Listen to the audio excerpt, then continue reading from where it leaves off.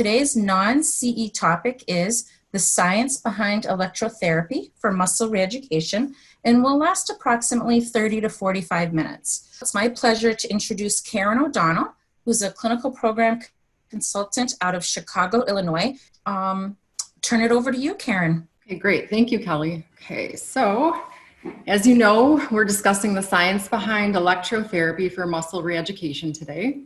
We'll review the components of muscle strengthening, conventional NMES waveforms, mechanisms of action of NMES, including nerve excitation and principles of muscle fiber recruitment, physiological benefits of NMES, safety considerations, and a few examples of protocols. So when we think about muscle strengthening, our minds might automatically jump to muscle hypertrophy, but it really starts with the neurological component. Therefore, muscle strength and power are determined by both neural drive and muscle hypertrophy, assuming metabolic support is adequate. Neurorehab strategies are designed to increase neural drive and motor timing performance. Muscle rehab strategies focus more on the development of muscle hypertrophy, strength, power, and endurance. And both of these are going to lead to restoring functional mobility and independence with ADLs for our patients. So an early increase in strength induced by training is generally attributed to more neural adaptations, such as improvement in motor unit recruitment, learning, and coordination, rather than muscle hypertrophy. So clinically, an example would be if you evaluated somebody the first day they're doing max assist transfers, and then a week and a half later, they're min assist. Well, we know they haven't experienced muscle hypertrophy in that short time period, but what has happened is really beneficial neurological adaptations. And that is broken down a little more clearly here. So the first 6 to 8 weeks we're working with patients, we're getting neurologic adaptation. Then after that 6 to 8 week period, we see more of the anabolic adaptation. So neurologic adaptation is motor unit recruitment, not only motor unit recruitment, but synchronization of motor unit firing. So like a good visual I like is if me and 3 of my friends were trying to lift a piano and we were all lifting at different times, well, we're not going to get very good muscle force output. Versus if I say, okay, on the count of 3, we're going to lift. 1, 2, 3, lift. We're going to get that better muscle force output because we're all in sync. And here's a nice visual of the waveforms that complement each other and offer us the ability to progress our patients from patterned E-stim and neurorehab strategies to muscle rehab with a goal of increasing strength and power. And by the way, my coworker Debbie actually presented the science behind neurorehab last week. So if you did miss that, it's coming again in July. So I would suggest you catch that webinar as well. Also worth mentioning is when we think of muscle rehab, we may automatically think of MFAC, otherwise known as Russian stim. So I want to compare and contrast all 3 of the options that are available on the Omniversa unit. Here are the options for low volt pulsed current, or LVPC, for muscle strengthening. These are, biphasic waveforms, and you can see visuals of them here. This one here would be LVPC asymmetrical biphasic for small muscle groups, so say in the forearm, the hand. And as you see, the area above and below the line is different, hence the term asymmetrical or unbalanced waveform. If we move over to the next column, we have LVPC medium muscle symmetrical biphasic. So this would be more for medium-sized muscles, say the triceps, biceps. And you'll notice the waveform looks a little different. So it's symmetrical, area above and below is the same, and it's considered balanced. The frequency is low, and just to remind you what frequency means, it's pulse rate. So it's the number of pulses of the current delivered to the body in 1 second. And with LVPC, it's 25 to 50 hertz or pulses per second.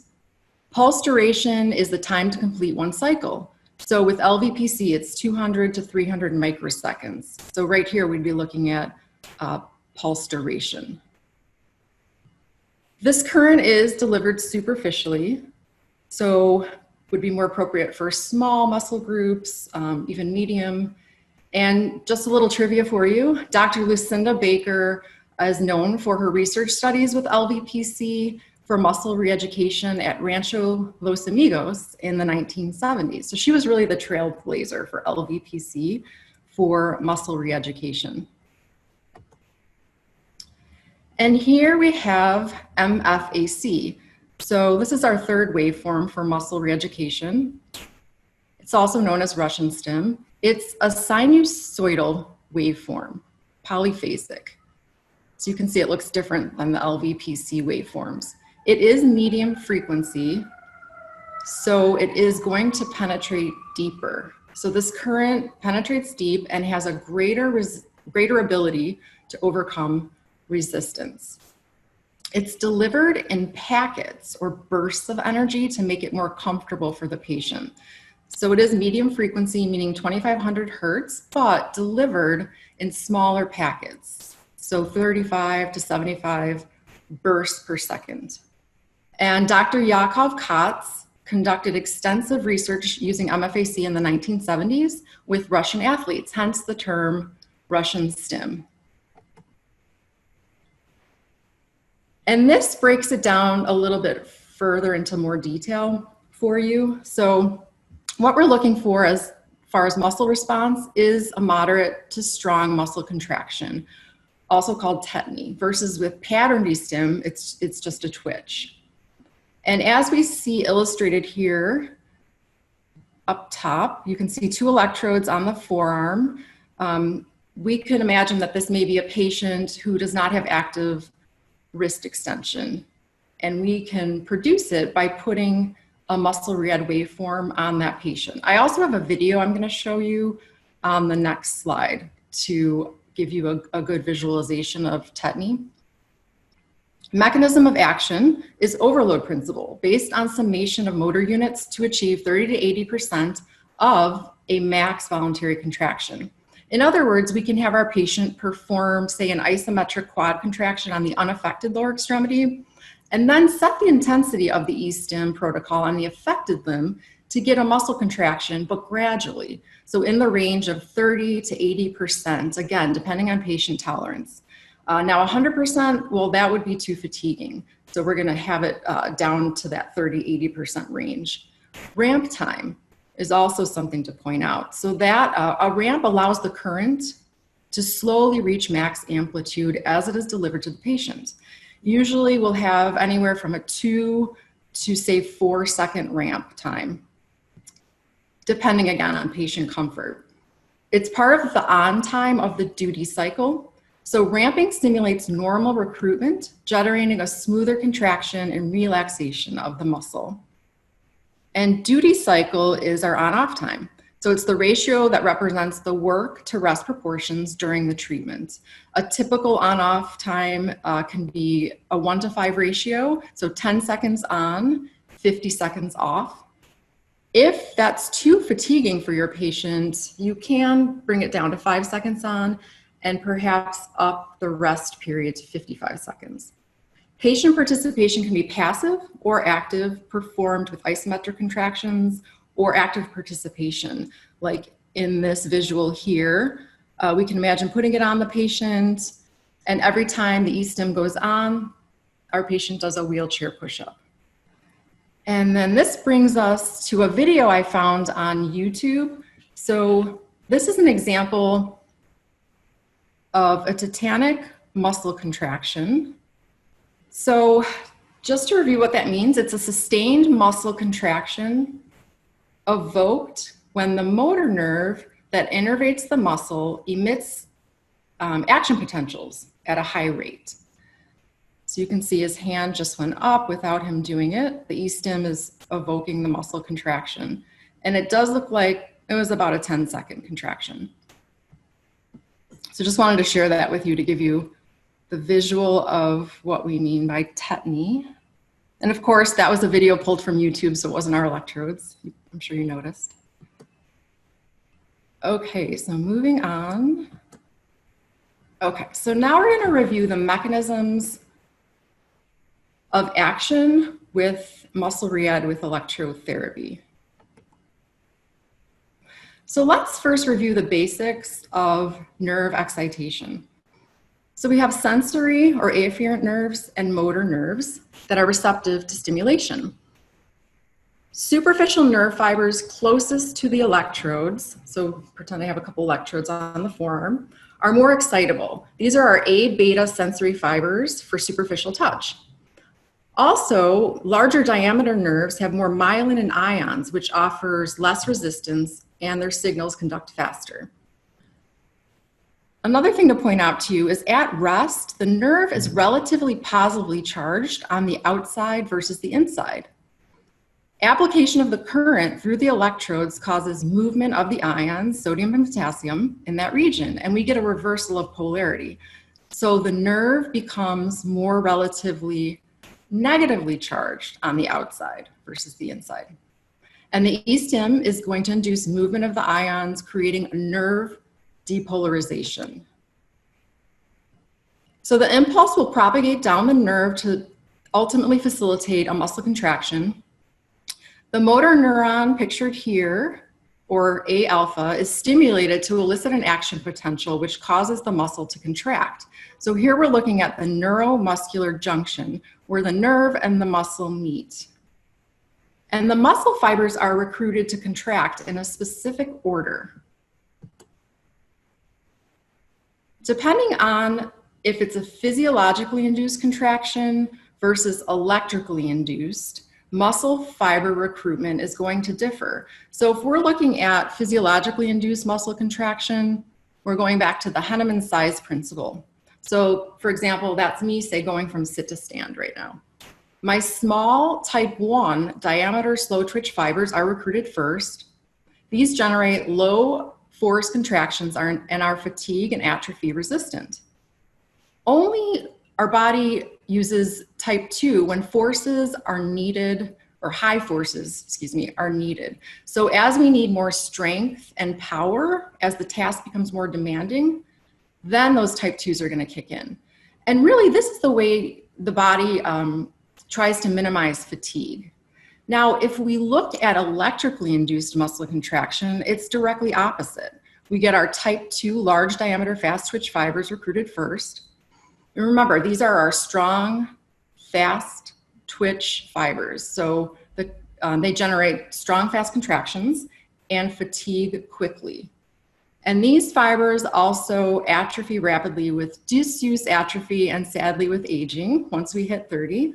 A way I like to remember the difference between the fibers is with a visual. So if you think of the number 1, it kind of resembles more of an endurance athlete, like a long distance runner who are generally more long and lean, versus say a track athlete who's often referred to as more a sprinter, hence the type 2 fibers that need to kick in quickly. So this recruitment pattern really explains why motor E-stim facilitates strength gains for our patients with disuse atrophy due to injury, immobilization, or aging. And motor E-stim targeting both the fast twitch and voluntary exercise targeting more the slow twitch is really the best combination for strengthening.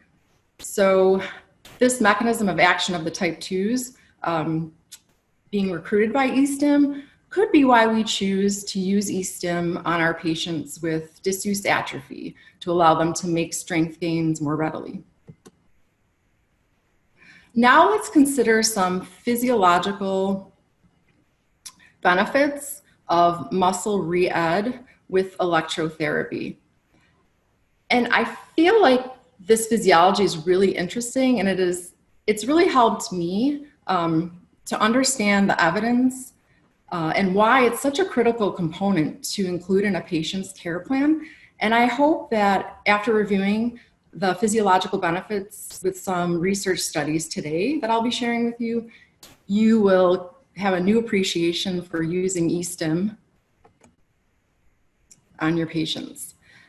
So one aspect to consider is satellite cells. So satellite cells are myogenic stem cells that are located on the outside of the muscle fiber, or muscle fiber membrane, and they're quiescent, meaning they're quiet. So here's one right here on this graphic for you.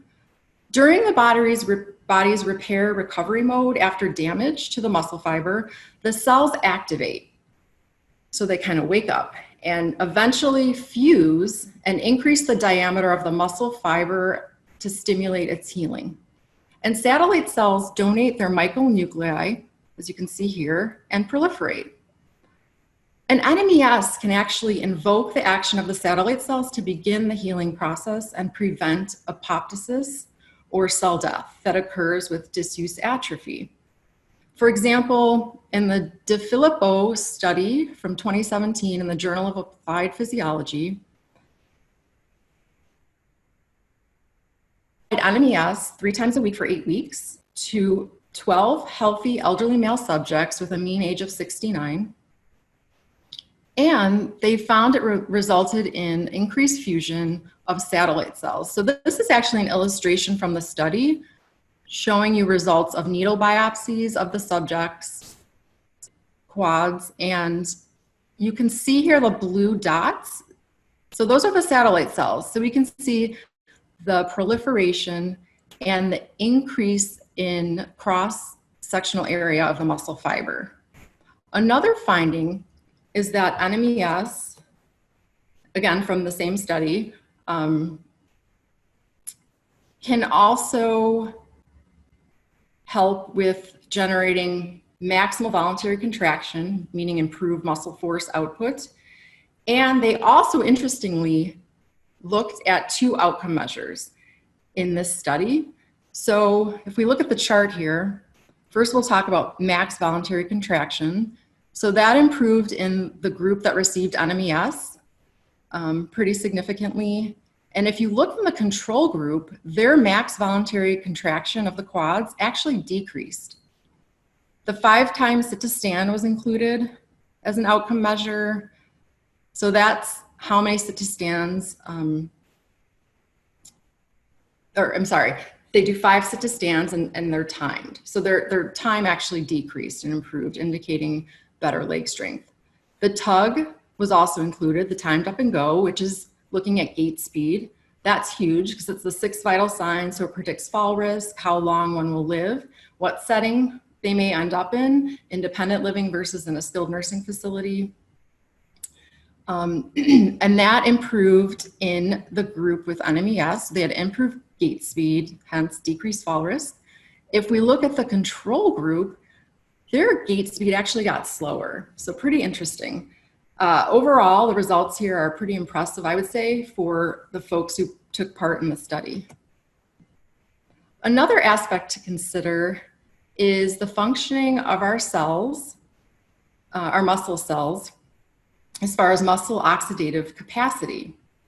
A metabolic shift actually occurs in cells with disuse atrophy from an oxidative capacity to more glycolytic capacity.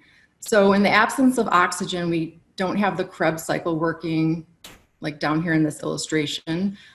So we go more into glycolysis. And we know with glycogen present, it's going to break down into lactic acid.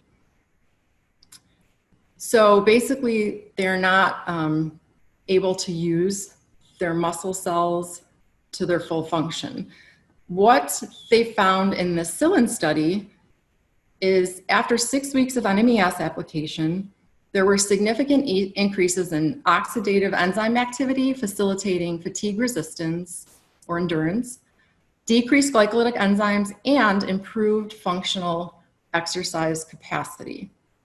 So we saw improved muscle oxidative capacity, which allows for better functioning of the type 1 muscle fibers. And we're going to increase muscle fiber activity and improve endurance capacity to work more effectively. And this really is hugely beneficial if we think about the elderly population, because we tend to see a shift in muscle atrophy from an oxidative capacity to more glycolytic. In other words, NMES can provide a really skilled way to tap in and enhance your patient's exercise program targeting specific muscle groups. So the ultimate goal is muscle hypertrophy, and I'm going to share a couple studies with you where we did see this occur. The first one is the Ashraf study. So they applied NMES 2 times a week for 12 weeks to the affected lower extremity of spinal cord injury patients. And they actually detected a 39% increase in cross-sectional area when looking at multi-axial MRI slices of the mid-thigh. And that's pictured here for you. So you can see if you look at this cross-sectional area, this is pre-NMES and this is post. So pretty significant difference. They also found that intramuscular fat decreased by greater than 50%. In the Gondon study, isometric NMES was applied to the quadriceps 3 times a week for 8 weeks to 8 young healthy males, mean age of 26. They were divided into 2 groups, the active and the inactive, meaning 5 of them were athletic, the other 3 sedentary. And they did note in the study, again, via needle biopsies to the VMO, pre and post NMES, a shift of proteins supporting a change in muscle hypertrophy. So there was muscle hypertrophy in both. And again, this is a graphic from that study. Hypertrophy occurred in the slow twitch fibers by 12%, and in the fast twitch fibers by 23%. And this is a cross-sectional area looking from the needle biopsies at the proliferation of the fast type 2 muscle fibers. So you can see how much those increase significantly as a result of the NMES application. Max voluntary contraction also improved in both the active and the sedentary group. Of course, there was a bigger improvement in the active group, about 23%, and the sedentary group was approximately 10%. So again, another study showing really beneficial physiological gains from NMES. So just to recap some of the physiological benefits of NMES: skeletal muscle regeneration, improved muscle oxidative capacity, muscle fiber hypertrophy. And just to reiterate that this knowledge of the ability of NMES to improve the physiologic function of our muscles can then lead us into indications for use of conventional NMES waveforms with our patients. And really, it's beneficial, as we know, to progress them from a neuromuscular type of e-stim like PENS, where we're getting all the neurological adaptations happening, to then muscle re-education, where we're seeing more anabolic adaptations, and ultimately better functional ability for our patients. And this is another nice visual I like that really shows the benefits of electrotherapy, both the neuro piece and the muscle re-education piece. So we know that the neuro piece is essential for enhancing increased motor unit recruitment, strength, increasing circulation, improving coordination, improving movement patterns, and then progressing to a conventional NMES waveform, say an LVPC or an MFAC, depending on the location in the body, will then improve muscle strength and power. And that ability to generate power or generate force quickly is critical to enable a quicker righting reaction, say, in the ankles to prevent a fall. And then all the negative consequences that can result from a fall. So all motor e-stim can activate fast twitch muscle fibers, which injured or geriatric patients often have difficulty recruiting. And before we wrap up on the next slide, I just wanted to point this chart out for you with the max suggested peak amplitude per electrode area. So depending on the waveform you're using and the electrode size, that will determine how high you can turn up your intensity. So I feel this is a really handy chart to have in the gym, or even take a picture of it with your phone if you're doing more treatments in the room, so you know your range of how high you can turn it up. And keep in mind, these are all low frequency, so LVPC. And then here in the second column are our higher current loads, including MFAC or Russian stim. And remember that the higher the frequency, the lower the resistance of the skin. So MFAC will be penetrating deeper. And finally, this brings us to a key takeaway from today's webinar, that both NMES and volitional exercise really give you the best bang for your buck, as they say. So we're capturing the type 1 muscle fibers with volitional exercise, and we're capturing the type 2 fast twitch with NMES. And here are a few examples of protocols for you. So I pulled in a couple neuro rehab as well as a muscle rehab, but here we're looking at the ankle protocol. So this is your patterned E-stim, putting in the correct timing pattern between the agonist and the antagonist. And again, really could be critical for improving someone's ankle balance reaction strategy to prevent a fall. Here we have the cycle protocol that can be used for pre-gait reciprocal coordination training. And here's a conventional NMES application to the triceps, targeting the agonist. And I chose this protocol to remind you that we must generate 10% of our body weight with our triceps to be able to push up out of a chair. So really important muscle group to target in our elderly population. So I hope you found this review of the mechanisms of action and physiological benefits helpful, and not only helpful, but empowering, to remind you that your expertise in the science behind a modality is a skill, and not to mention an art as well.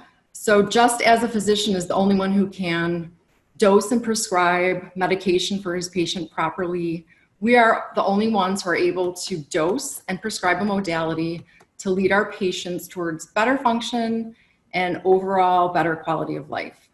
And that being said, I just want to say how much we appreciate you all and all you do for your patients, and we can't wait to see you in person very soon.